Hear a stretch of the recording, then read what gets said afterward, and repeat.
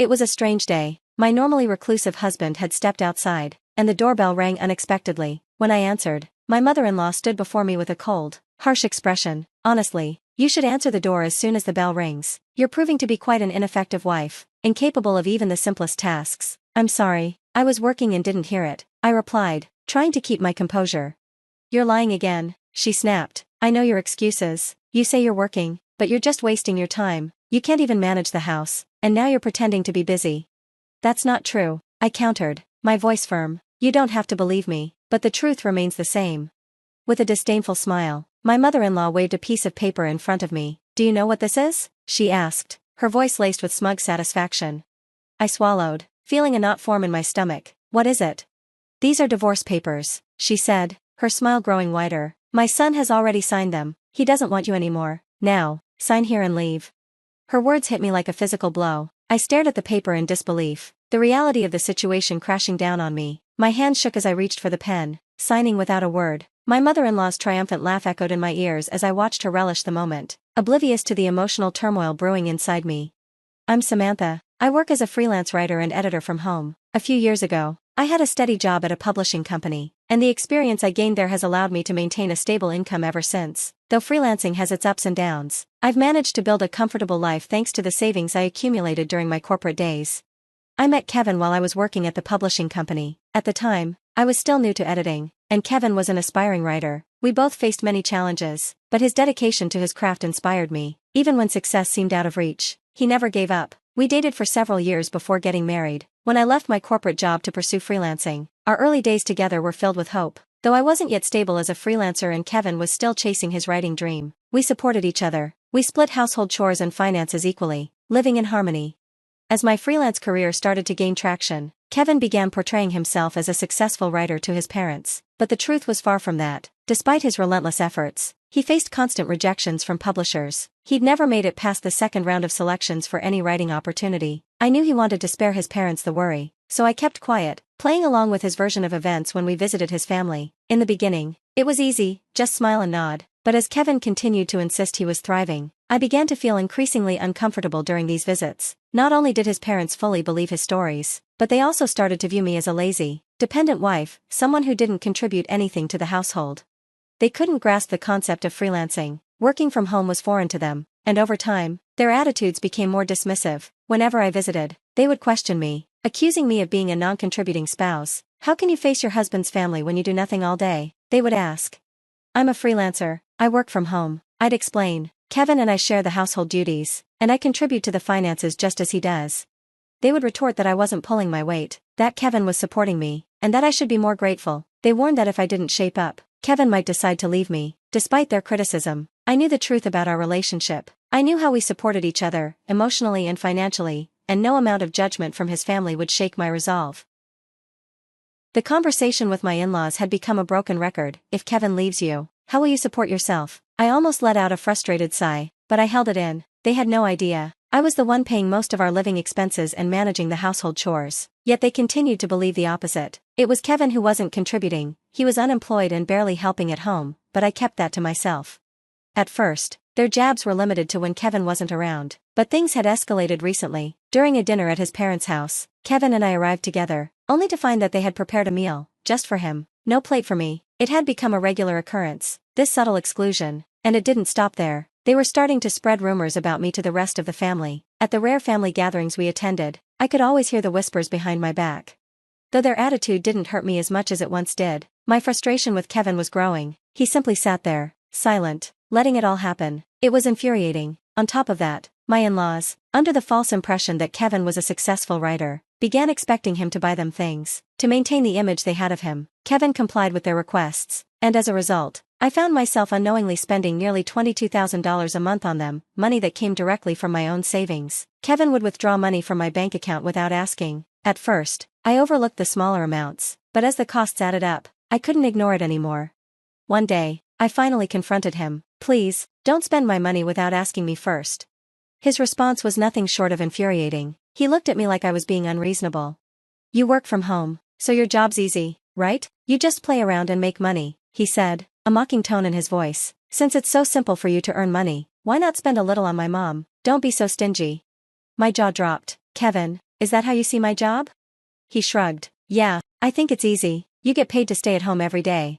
I couldn't believe my ears. He actually thought so little of my work. As he walked away, chuckling, I felt a weight settle over me. I had reached my breaking point. This was it. I could no longer tolerate his disregard for me and my contributions. The man I once believed in was gone, replaced by someone who mocked my hard work. Kevin wasn't working on his manuscript as he claimed. Instead, he was spending hours playing computer games. When we first met, Kevin had been serious about his writing. He was passionate, determined to create something great. That Kevin was long gone. With a heavy heart, I began searching for an apartment, one that would be just for me. Quietly, I began packing away my things, preparing for the moment I would finally leave. I found a small place that felt right and went to visit it, confirming it would be my new home. One day, while Kevin was out, my mother-in-law showed up at the house. She rang the intercom with an urgency that felt intrusive. As soon as I opened the door, my mother-in-law marched in and settled herself onto the sofa as if she owned the place. Samantha, it's time for you to leave, she declared, her tone leaving no room for argument. Leave? What are you talking about? I asked, taken aback by her bluntness. I've been telling you for ages that you don't work, you don't help with the house, and you're nothing more than a useless wife, she said, her voice sharp. There's no way Kevin, a successful writer, belongs with someone like you. I tried to speak up, but she cut me off before I could respond. If you move out, I'll come stay here. I'll cook for Kevin every day, and I won't have to deal with his grandmother. She's impossible to live with, picky about the food and always complaining about the dust. I can't stand it anymore. I'm moving in, and I'll put her in a nursing home. And how do you plan to pay for that? I asked, raising an eyebrow. I'll have Kevin take care of it. He's making plenty of money, so it shouldn't be an issue, she said, as though it were the simplest thing. But you're in the way, so I need you to leave. With that, she shoved a stack of divorce papers in my face. Why do you have those? I asked, stunned. I had him fill them out a while ago, she replied, a smug grin spreading across her face. I told him to divorce you as soon as possible. I glanced at the papers. Indeed, Kevin's handwriting filled the lines. It hit me strangely, relief. Of all things, I had been ready to leave, but I had no idea how the divorce would unfold. I thought Kevin might drag his feet, that he would cling to whatever semblance of our love remained. I had anticipated a long and drawn-out argument, but now, the papers were already filled out, signed by him. It felt like a weight lifted off my chest. I didn't hesitate. I picked up the pen and signed without a second thought. Her eyes widened slightly, but she quickly recovered, her voice cold and commanding. Now get out. Leave everything behind. All of it was bought with Kevin's money, so don't take anything with you. She laughed as she said it, a harsh, cruel laugh. I didn't waste any time. I packed up what little I needed and moved into the apartment I had already found. On my way there, I stopped by the municipal office to officially file the divorce papers. And just like that, my new life began, living alone, in peace, free from the constant judgment and ridicule. It felt liberating. Surprisingly, I found that my work, which had once been interrupted by all the chaos, was now flowing better than ever. Just 5 days into my new life, I was working from home when I received a call from Kevin. The desperation in his voice was unmistakable. Please, come home. I frowned, setting my work aside. What now?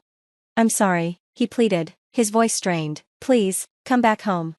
I shook my head, my resolve clear. I'm not coming back. We're divorced now. What? No, that's not valid, he protested. I never agreed to it. Kevin, I said firmly, those divorce papers were in your handwriting. It's a done deal.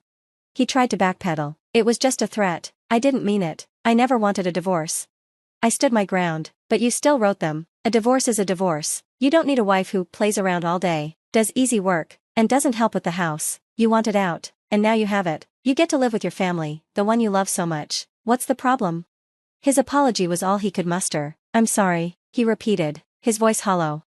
Then he started explaining his new predicament. My family thinks I'm a successful writer, so they quit their jobs and moved in with me, expecting me to support them. Now they want me to pay for grandma's surgery, and I just don't have that kind of money. I see, I said, finally understanding why Kevin was so desperate for me to come back. So this is why you want me back? Yes, he admitted, his voice tinged with frustration. Now that my parents know I've been lying to them, they're furious. They're pressuring me to bring you back, and I'm in a really difficult spot. Please, Samantha, come back. Let's try to live together again. Do you really think I'll just come back after everything that's happened? I asked, incredulous. We're divorced, Kevin. You need to face your real problems. Please, don't say that, he pleaded, sounding pathetic. No matter how many times I told him that we were divorced and that he was now a stranger to me, Kevin refused to accept it. He kept grasping at any thread of hope, trying to fix something that couldn't be fixed. Finally, in a burst of frustration, he snapped, Fine, if you're so determined to end it, I'll sign the divorce papers, but you need to take responsibility for my parents' care and alimony. You were supposed to help with that when we were married. I couldn't believe what I was hearing. What are you talking about? If you hadn't divorced me, your parents would have ended up in a care facility, and we would have had to pay for it. You pushed for this divorce, Kevin. They found out you lied about me, and now they're angry and hurt. All of this is your doing. I'm not paying alimony.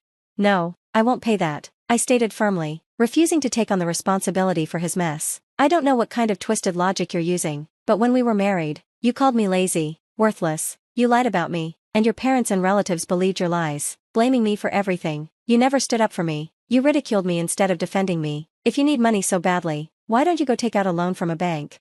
With those words, I ended the call, not waiting for him to respond. I blocked his number and changed my contact details, cutting off all ties for good.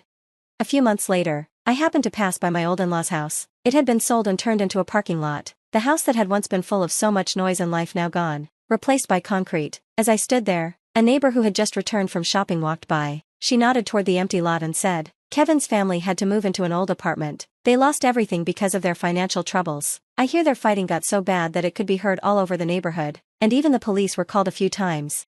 She patted my shoulder sympathetically. You went through a tough time, too, she said before hurrying off.